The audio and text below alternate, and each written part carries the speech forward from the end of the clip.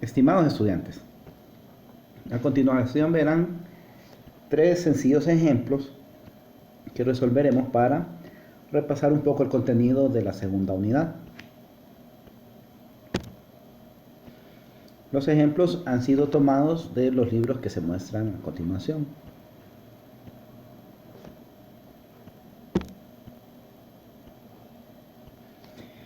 Bien, el primer ejemplo. Dice que hay una lámina plana de forma rectangular. Las dimensiones de los dos lados se muestran ahí. Además, se puede apreciar que hay unas líneas de campo eléctrico que atraviesan la lámina y forman un ángulo de 20 grados entre el plano de la lámina y la línea de campo eléctrico. Ojo, son 20 grados, pero entre el plano de la lámina y las líneas de campo. La pregunta es determinar el flujo eléctrico a través de la lámina. Bien. Para resolver este caso, que es bastante sencillo, hay que recordar que estamos trabajando con una superficie abierta. Y para encontrar el flujo eléctrico a través de una superficie abierta, utilizamos la siguiente ecuación.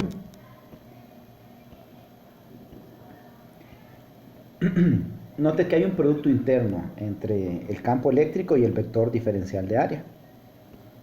O sea que cuando lo desarrollemos vamos a tener la magnitud del campo,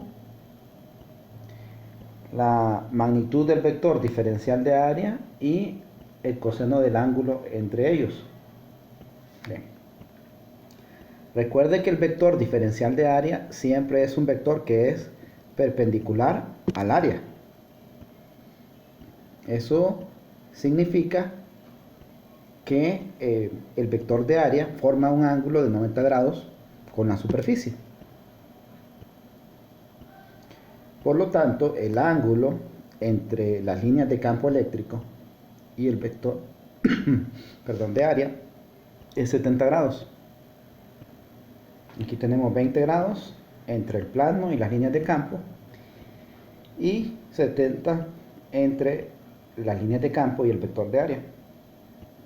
Bien, sustituyendo el integral,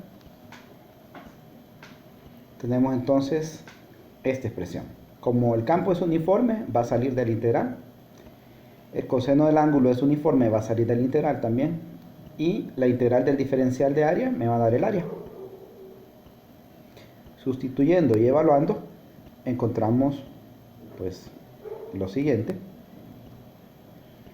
Y el resultado es que el flujo eléctrico es 6.16 newton metro cuadrado sobre coulomb. Bueno, aquí queda resuelto el primer problema. Vamos a pasar al segundo ejercicio. Este es un poquito más complicado que el anterior. El problema está formado por dos cuerpos cargados. El primero es una línea muy larga. La densidad lineal de carga es uniforme y son 50 microcoulomb por metro. La línea queda contenida en un plano. Ese plano solo es una referencia. Ese plano que contiene a la línea es paralelo y se encuentra a 10 centímetros de una lámina de plástico muy delgada y muy grande. Esa lámina tiene una densidad superficial de carga uniforme, sigma, de 200 microcoulomb por metro cuadrado. Lo que se pide es hallar la ubicación de todos los puntos en los que una partícula alfa no percibiría ninguna fuerza eléctrica debido a la regla de los objetos cargados. Bien, posiblemente algunos de ustedes no recuerdan o no han oído qué es una partícula alfa. Entonces vamos a aclarar que una partícula alfa básicamente es el núcleo del átomo de helio. El núcleo del átomo de helio está formado por 2 protones y 2 neutrones. Como usted recuerda, los neutrones no tienen carga neta. Entonces, la única carga que tendríamos aquí que sumar es la de los 2 protones. Bien. Ahora vamos a ver una figura para entender mejor esta parte de aquí que me decía que la línea se encuentra sobre un plano y ese plano es paralelo al plano de la lámina de plástico. Veamos la figura.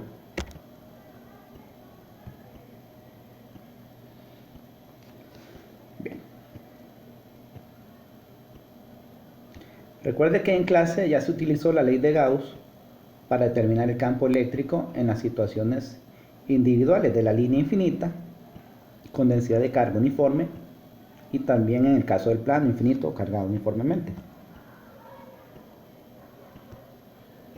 Entonces, aquí tenemos a esa línea infinita cargada. Recuerde que la superficie gaussiana que se usaba era un cilindro. Las líneas de campo eléctrico que salían de la línea infinita cargada eran unas líneas de campo radiales. Entonces, así sería la figura para la línea. Y tendríamos por acá el plano de plástico cargado. Entonces note cómo las líneas de campo salen, ¿verdad? Cuando la densidad de carga es positiva, las líneas de campo salen perpendicularmente al plano cargado. Si la densidad de carga fuera negativa, entonces en ese caso irían hacia adentro. ¿Ya?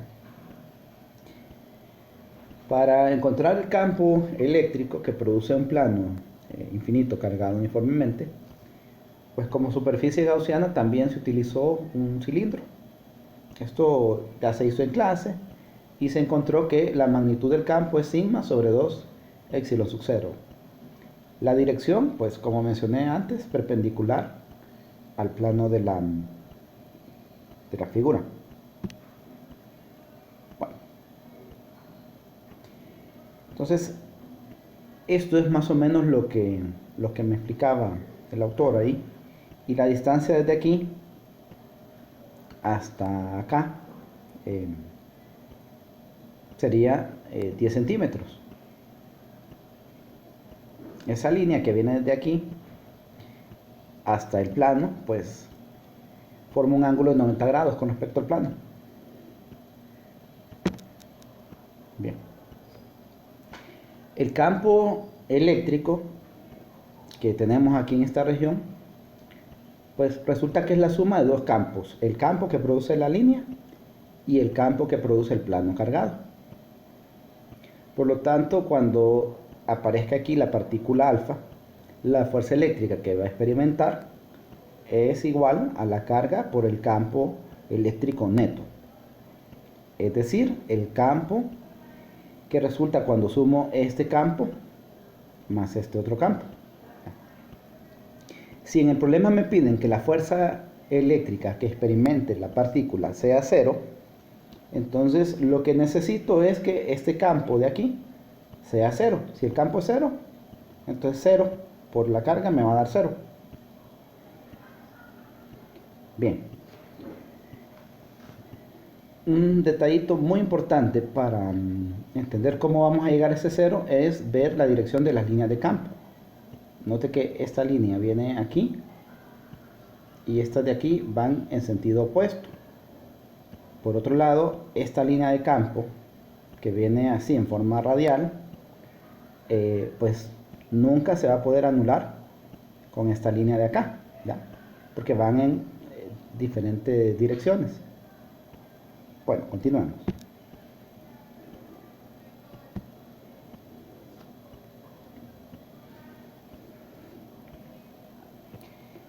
Como sabemos que tienen que tener la misma dirección para que se anulen y sentido opuesto, entonces esto viene aquí, esto viene acá, pues esta magnitud de aquí y esta magnitud de acá deberían de ser iguales, ¿no? por eso las igualamos aquí. Se despeja y con eso se encuentra la distancia donde el campo neto se vuelve cero.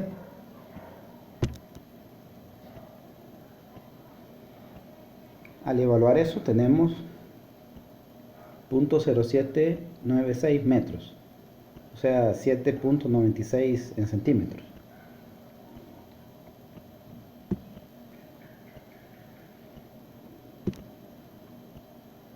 Entonces, como la distancia ρ es medida desde la línea, aquí tendríamos los 7.96 centímetros. ¿Ya? No pasaba nada con z, es decir, ρ va a ser este valor, pero z puede ser cualquier z, ya que la línea y el plano son infinitos. Un detalle que sí es importante es que tiene que ser un punto, de modo que estas líneas de campo vengan en sentido opuesto a las líneas de campo que salen de aquí. ¿Ya? Entonces, no es que voy a tirar un montón de líneas acá a 7.96 centímetros y se me va a formar una superficie cilíndrica. Eso no es correcto. Solo va a ocurrir otra vez que el campo eléctrico neto es cero cuando estas líneas de campo aquí con estas de acá se anulan. Por si aún no queda claro, pues vamos a apoyarnos un poquito con otra figura. Suponga que tengo la línea de campo eléctrico aquí. Esta es una vista superior. Como es una vista superior, esa línea de campo eléctrico la vería como un puntito. Y el plano, que también produce campo eléctrico, lo tengo acá. ¿Ya? Entonces tengo unas líneas que salen aquí. Tengo unas líneas que salen acá. Aquí y acá. ¿Ya? Entonces vamos a ver qué ocurre. Si tomo esta línea con esta de acá, no puedo encontrar ningún puntito por aquí donde el campo se anule. Es decir, en todos estos puntitos aquí, el campo eléctrico neto es diferente de cero. ¿Por qué no se puede anular? Bueno, muy fácil. La dirección de esta línea de campo va a tener componentes acá, que puede ser, por decir algo, X y Y. ¿Ya? Y este otro solo tendría componentes de campo en X. Entonces la componente en Y no se anularía. Ahora veamos las otras. Si tomo estas componentes aquí y acá, estas dos van a ir en sentido opuesto, digamos que van en X. Entonces estas dos de aquí sí se pueden anular. Estas dos, todos los puntos que se encuentren ahí hacia abajo, recuerden que es una vista superior. Entonces todos los puntos que se encuentran de aquí hacia abajo, pues ahí sí podemos encontrar que el campo eléctrico neto es cero. Y para finalizar, aquí va a ocurrir lo mismo que ocurría acá arriba. Como esto tiene componente en X y tiene componente en Y por ir inclinado, no se puede anular con este que solo tiene componente en X. Muy bien, espero que haya quedado claro el ejemplo.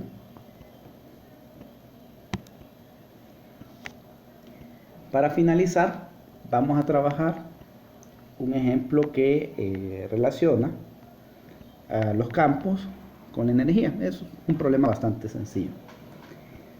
Dice que hay un electrón que tiene una energía cinética de 5 por 10 a la negativo 17 joules. Y entra en una región en la que existe un campo eléctrico uniforme de 800 voltios por metro. El campo es paralelo al movimiento del electrón y en un sentido tal que lo desacelera. Entonces, para que lo pueda desacelerar, recuerde que fuerza es carga por campo eléctrico, que es esta ecuación que está aquí. Para que lo pueda desacelerar, recuerde que la carga del electrón es negativa. Ese signo negativo hace que en este caso la fuerza y el campo eléctrico tengan sentidos opuestos. Así que la dirección del campo es la misma dirección de la velocidad. La fuerza, por el signo negativo de la carga, iría con sentido opuesto, ¿verdad? Entonces esa fuerza eléctrica produce una desaceleración. Lo que me preguntan es qué distancia recorrerá el electrón antes de detenerse. Y aquí se recuerda el valor numérico de la carga del electrón. Bien. Tenemos entonces la fuerza, que ya mencionamos que va frenando a este electrón. Y hay varias formas de resolverlo. Uno de los caminos más fáciles es irnos por el concepto de trabajo.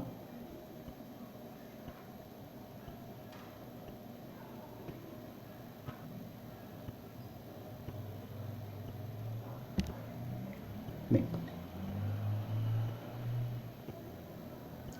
Recuerde que el trabajo lo podemos definir como la integral de una fuerza a lo largo de una distancia. En esta integral de línea tenemos la fuerza, tenemos el coseno del ángulo entre ellos y tenemos el diferencial de línea. Recuerde que el electrón se va a ir moviendo hacia acá. Como la fuerza va en sentido opuesto, pues el ángulo entre ellos es de 180 grados o de pi en radianes. Al ser la fuerza uniforme, pues sale del integral. El coseno de pi pues es menos 1 y la integral de dl sería la distancia que recorre. Bien, vamos a recordar algunos conceptos de mecánica que usted ya maneja, como el teorema de trabajo-energía, que me dice que el trabajo neto es igual al cambio de energía cinética. Con esto podemos relacionar fuerza y distancia con el cambio de energía cinética. Bien. Sustituyendo trabajo en términos de la expresión que se encontró previamente, y como el electrón se detiene, la energía cinética final pues es 0 menos la energía cinética inicial, que era un dato. Con esto podemos sacar la distancia. Recuerde que fuerza sería la carga por el campo eléctrico. En este caso ya se había hecho el análisis de la dirección de la fuerza, por lo cual solo estamos trabajando con magnitudes.